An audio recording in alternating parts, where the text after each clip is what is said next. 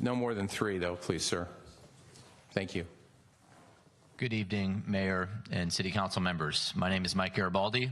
I live here in San Carlos on Elm Street, actually a couple blocks down from the homes that were shown earlier. I bought my home in 2012 with my wife and my infant son, or infant daughter at the time, and 5 years, 6 years, 7 years later, we are now a family of 5. We're on a 4,800 square foot lot, and we're outgrowing our house, and we're very ingrained in this community, involved in local schools, parishes, youth sports organizations. We want to be here forever. The only way for us to do that, given what's going on in the real estate market, is to go up. So the question becomes then, well, what's the appropriate size home? And I do understand that lot size does have something to do with it, but I would echo what has been said earlier, that when comparing to our neighboring cities, it's important to look at the distribution of lot sizes. And so even though San Mateo, say on a 5,000 square foot lot, you only have 0.50 FAR, well, are those 5,000 square feet homes in San Mateo comparable to the homes that we have in the flats here that are very family friendly, lots of schools and parks and et cetera? So I think it's important to study that, which I'm pleased to see it sounds like we're going to. The second point that I'd like the council to consider is to ensure that there's a sufficient grace period between the time the new codes, if any, are adopted and when they become effective. And I do say that I am in the process of completing my design drawings. I think they'll be submitted prior to any adoption of the code, but the process of working with an architect is extremely costly, and it takes a lot of time. All the architects, especially the local ones, are in demand. It's very hard to get their time, so it could take several months. So I believe it would be unfair to have folks who have already begun the process have to go back and start at square one and forfeit their investment in any architecture fees. Finally, I think that this issue is very important, and I think that what makes this city such a great place to live is the people and the families, and it's not the size of the homes. And I know many new families that are very involved in the community, and they have brand new homes. Some might think they're too big. I personally think they're beautiful, and they replace old kind of dilapidated structures, and it's the people in the community that make it what it is. And I'd hate to see a situation where families like myself can't build the house that they need for their family and are forced to move elsewhere. Thank you. Thank you for your comments. Lucia Sanchez.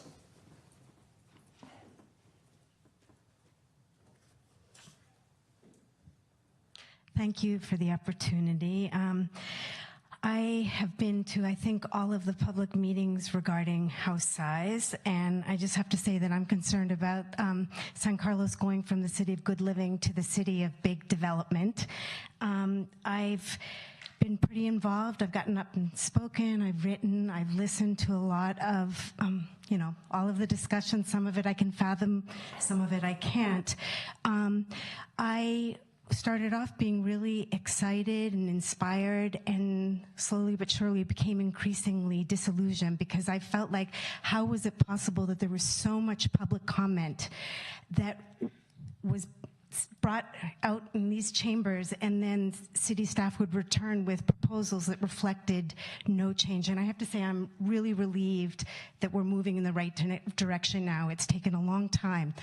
My main feeling is that there's new people on the Planning Commission, and then there potentially will be new people on the City Council. And there is so much that city residents have put into coming to these meetings and speaking up, that I would like to ask that people kind of speak up and say, have you listened to the videotapes of all the public comments in the past? I think it's 3 study meetings and 1, you guys know what it is, but I can't keep all the terminologies straight.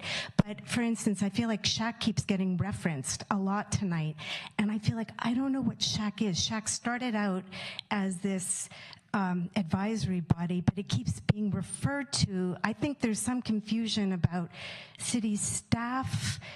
When Shaq, as far as I know, I think Christian may be the only person, I could be wrong, that has attended any of those public meetings on house size after Shaq finished deliberating. So I don't know, but I'm just concerned about the way things are represented sometimes, and I'm concerned that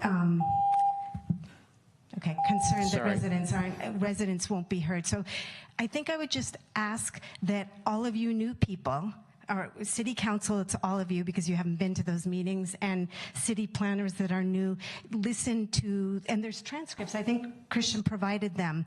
I think it's really important because I do feel like a lot of citizen energy went into this, and only now is it beginning to feel like maybe some of it's being heard. So that's my main concern, because otherwise I'm going to be really disillusioned in this process. But I'm feeling hopeful. I'm feeling hopeful. Thank you for your comments. Garima Chawla. I apologize if I butcher these names. You said it perfectly. Could you say that again? This was a very perfect thing you did today. Go ahead, please. Hello, everybody. I'm new to San Carlos community. I have lived in Redwood City before this, and I'm new here, but I love San Carlos so much that we moved to the city, so thank you for keeping it city of good living. One of the things I am confused about is, I haven't heard all the recordings, but I'm a little confused with today's presentation. What is the main issue that we are solving? Cameron asked that similar question, where are we talking about bulk of the house, the height of the house, the look of it, the color of it? What are we really talking about? Isn't the height restrictions what limit how high something is and the setback? How is FAR going to solve it? I kind of feel I don't understand the solution and the problem correlation right now, because to me, the solutions are all about how to make people build smaller homes. But the question was, the houses are too big and we like smaller houses on the block. The garages are too big and we don't like the look of garages in front of the house. How can we make sure the garages are on the back, which was not so much discussed in the solution discussion. And the other thing I wanted to ask about the data, there was a discussion about how San Carlos allows you to have 0.8, 0.9 FAR. My question is, what percentages of less than 6,000 square foot lots have those 0.8, 0.9? Is it just like one person or one house or 5 houses or 10 houses? Or is it like 50% of the houses are going to that rate? Because there's a height limitations, size limitations, lot coverage limitations. All of these things come into account where you are limited to how much you can build. One last point, no, actually two. One point was discussed, the house size is a problem of privacy. In my opinion, privacy is something that can be solved in so many different ways. If one person's house is taller than your house, it all depends on where the windows are, where the deck is. It's not always apples and apples, it's apples and oranges. It's not just straightforward saying, oh, somebody's have a taller house than mine, so I will lose my privacy. Not necessarily. There are a lot of houses, 50% of San Carlos is Hillside District, and Hillside District, everybody's looking into somebody else's yard because you can't avoid it. In flat lands, the way the houses are structured, it's all like rectangles one after another, so decks or backyards are shared, so you are able to see someone's backyard even if in your house.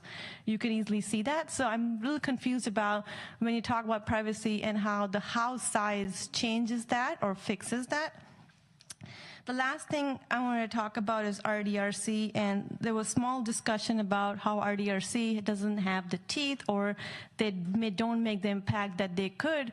But last I read the San Carlos code, it says if you are building a house more than 3,000 square foot, or you're adding addition, which is making you go a certain size, you have to go through RDRC, which is a painstaking process of the time it takes, and especially the cost it is. You hire an architect, you hire a structural engineer, you hire civil engineer, all that counts to hundreds of thousands of dollars.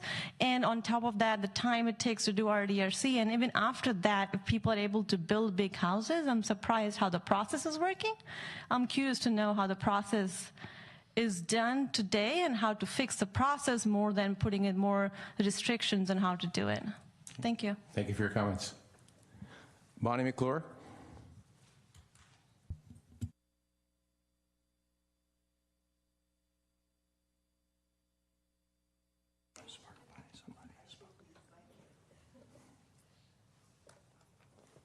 Thank you for giving me the opportunity to speak. Sure. I really want to commend you on finally going to a one-car covered garage. I think that's going to solve a lot of problems. I know you've studied a lot of the other things, but that's one real big improvement. But only if you provide for a double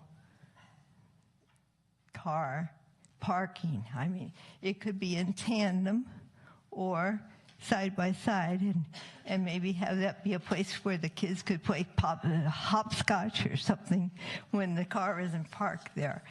But part of the parking that is allowed on the streets is because we have no policing saying you park on your own land instead of in the street, because the part of the street that's in front of the residence is not yours to park.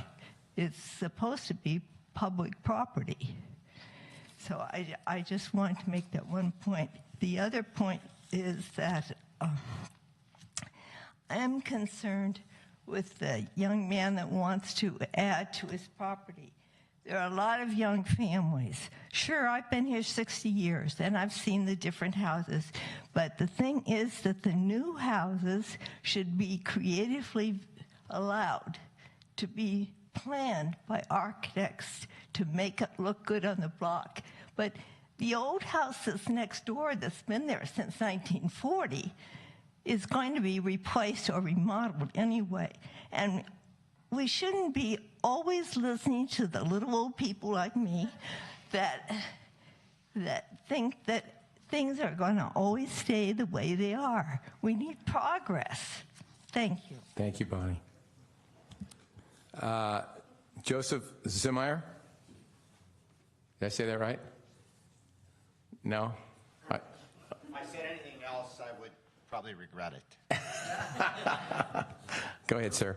Well, thank you for the opportunity to speak. I've been a homeowner in San Carlos for over 30 years and have been to all these meetings since spring. And boy, it is a struggle for all of you and for me to figure out how to accommodate all the respective concerns to allow reasonable growth and yet try and protect some of the existing homeowners. I think the Planning Commission recommendation is a significant improvement over what was before. What was before was sky high, I think. I think Good Growth has been very, very persuasive in terms of their analysis, at least my opinion, and I endorse their recommendations. I think the concern centers so much on the small lots under 6,000 square feet. I think what so many people are concerned about is how looming structures right at the property line or near the property line, I understand the setback issue, but those things affect, your sense of space, but especially your access to solar, whether it's for solar panels or just for your trees and your plants growing in your yard and sort of enjoyment of a little bit of sun.